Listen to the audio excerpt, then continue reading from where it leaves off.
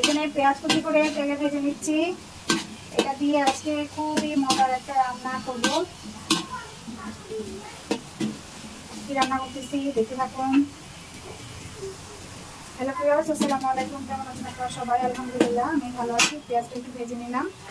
এখন এখানে দিয়ে দিলাম আদা রসুন বাটা। আদা রসুন বাটা ছাড়া তো আমাদের রান্নাই হয় না। তারপর দিয়ে দিলাম স্বাদ মতো লবণ। টুক করে লবণটা দিয়ে দিলাম। লবণটা তো একটু বেশি হয়ে যেতে পারে। তাড়াতাড়ি রান্না। দুপুরে সিদ্ধ করে রেখেছিলাম ডিমগুলো। ডিমে যে লবণ দিয়েছে সেটাই আমার মনে নেই। এখন দিয়ে দিলাম একটু হলুদ গুঁড়ো, মরিচ গুঁড়ো, ধনে গুঁড়ো, জিরে গুঁড়ো। তারপর এখানে দিয়ে দিলাম টমেটো। টমেটো নিয়েছি, একসঙ্গে আমি এগুলো কষিয়ে নেব।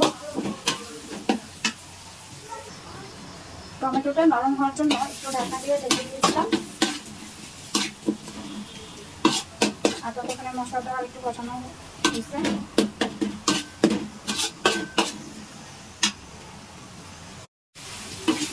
মশলাটা কষানো হয়ে গেছে। আমি কিন্তু এখানে মশলা কষানোর সময় কোনো পানি দিইনি। টমেটো থেকে যে পানিটা উঠেছে সেটা দিয়ে কষানো হয়ে গেছে।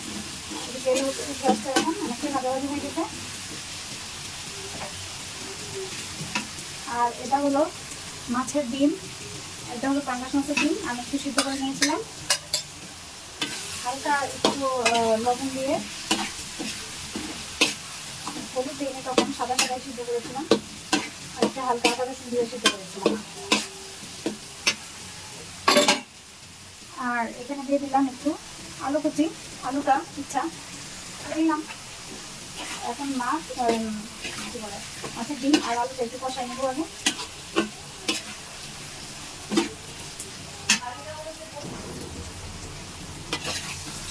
কষানো হয়ে গেছে। এখন এখানে যে আমি ডিমটা সিদ্ধ করে রেখেছিলাম সেই পানিটা দিয়ে দিব। এখন আমি পানিটা দিয়ে দিলাম। আর এটা কিন্তু একদম ভাজা ভাজা হয়ে যাবে। আর এক ফোঁটা ঝোল রাখবো না।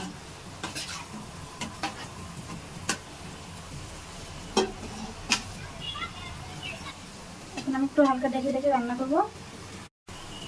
দেখেন আমার রান্না হয়ে গেছে। এখন আমি কাঁচামরিচ দিয়ে দিব। কাঁচামরিচগুলো আমি আস্তে আস্তে দিলাম, ভেঙে দিলাম না।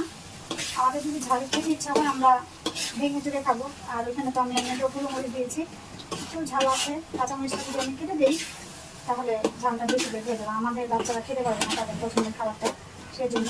আর এখানে একটু ধনেপাতা দিলে আরও বেশি ভালো লাগতো। দুঃখের বিষয় ধনেপাতা ঘরে নিই। এখন আমি একটু জিরার গুঁড়া দিয়ে দিব, ভাজা জিরার গুঁড়া।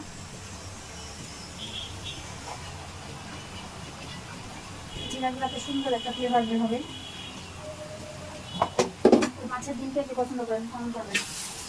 আমি এবং আমার বাচ্চারা খুবই পছন্দ করি। বাচ্চাদের আছে আমার ছোট বোনের 2 ছেলে মেয়ে।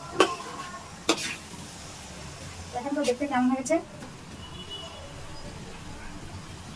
তেল উঠে আসছে, ভাজা ভাজা হয়ে গেছে।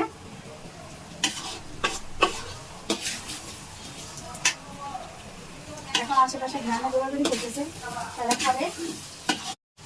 আমার বোন এসে গেছে দৌড়াই খেতে ঘ্রাণে।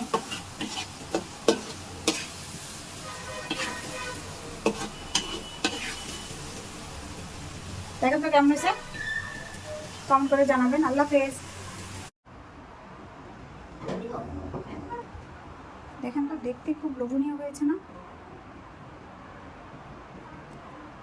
খুবই মজাদার মাছের ডিম ভুনা। আমি এইভাবেই সবসময় করি।